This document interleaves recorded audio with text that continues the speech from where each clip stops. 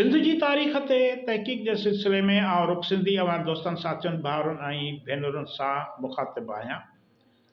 अॼु पाण सिंध जे हिकु अहम किरदार बाबति ॻाल्हाईंदासीं जिन सिंध जो नालो दुनिया अंदरि रोशन कयो आहे। इन खां अॻु दोस्तनि खे गुज़ारिश आहे त असांजे चैनल खे सब्सक्राइब कनि, दोस्तनि सां साथियुनि सां शेयर कनि, वीडियोस खे लाइक कनि ऐं आख़िर ताईं ॿुधनि। हिन जूं ठहियल ख़ूबसूरत तस्वीरूं औरतुनि जे ज़िंदगीअ जी अकासी कनि थियूं। हिन पंहिंजे तस्वीरुनि में समाज में औरतुनि सां थींदड़ ज़ुल्मनि ऐं तकलीफ़ुनि जी अकासी कई आहे।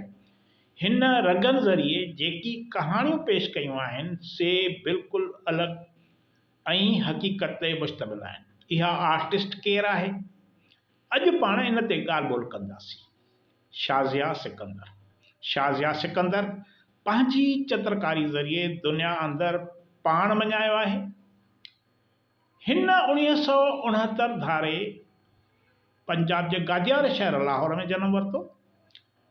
पाण शुरूआती तइलीम उतां जे ई मक़ामी स्कूल में वरिती, जॾहिं त नेशनल कॉलेज कराचीअ मां आर्ट्स में ग्रेजुएशन कई। माना हिन पंहिंजे आर्ट जे कैरियर जी शुरूआति कराची सिंध खां कई, सिंध जे गादीअ वारे शहर खां कई। इन करे संदसि सुञाणप सिंध आहे। इन बैदि शाज़िया बाज़ाब्ता तौर ते फ़न जे दुनिया में पेर पातो ऐं केतिरनि क़िस्मनि जा फ़नपारा तख़लीक़ कया, जिन जूं मुख़्तलिफ़ हंधनि ते नुमाइशूं कई वयूं। कराची में बि नुमाइश कई वई। हिन पंहिंजे ज़िंदगीअ जो अचु हिसो सिंध में गुज़ारियो, कराचीअ में गुज़ारियो ऐं उते ई हुन पंहिंजे घणनि फ़नपारनि जी नुमाइश कराई ऐं पंहिंजी सुञाणप हासिलु कई। संदसि फ़नपारनि जी नुमाइश दुनिया जे ॿियनि मुल्कनि में बि थी आहे।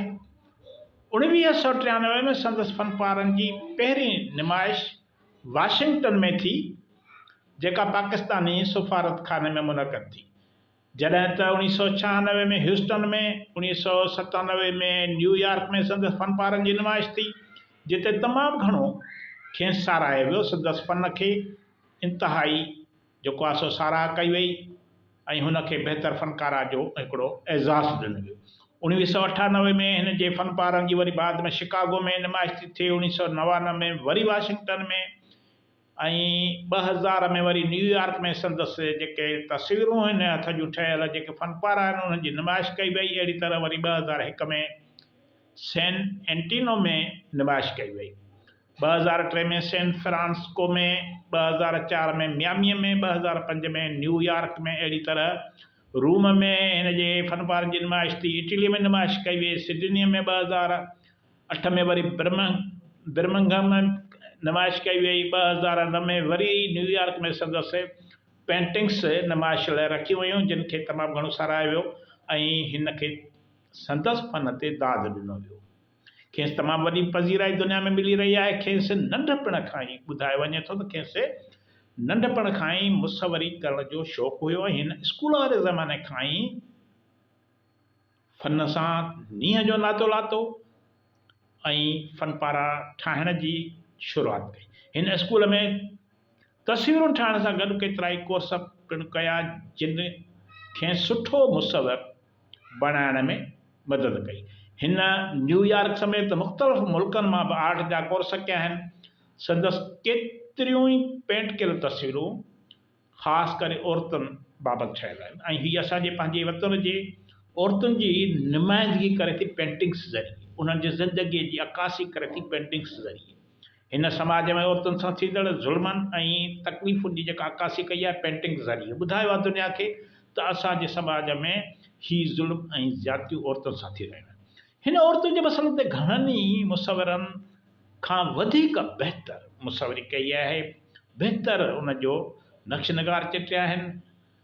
शाज़िया रंगनि ज़रिए जेकी कहाणियूं पेश कयूं आहिनि से बिल्कुलु अलॻि ऐं हक़ीक़त मुश्तमिल आहिनि, जिन में हिन वतन जे माण्हुनि जी ज़िंदगीअ जी झलक नज़र अचे थी। शाज़िया अॼु बि पंहिंजे फ़न सां दुनिया जो रोशन सितारो आहे, सिंध जो रोशन सितारो आहे, पंजाब जो रोशन सितारो आहे। असां सिंधू माथिरीअ जे माण्हुनि खे, असां हिन खे सिंधू माथिरीअ जी धीउ करार ॾियूं था। सिंधू माथिरीअ जे माण्हुनि खे पंहिंजी हिन धीउ शाज़िया सिकंदर ते बजा तौर ते फ़ख़ुरु आहे। तव्हांजी वॾी वॾी महिरबानी। ईंदड़ वीडियो ताईं इजाज़त ॾींदा।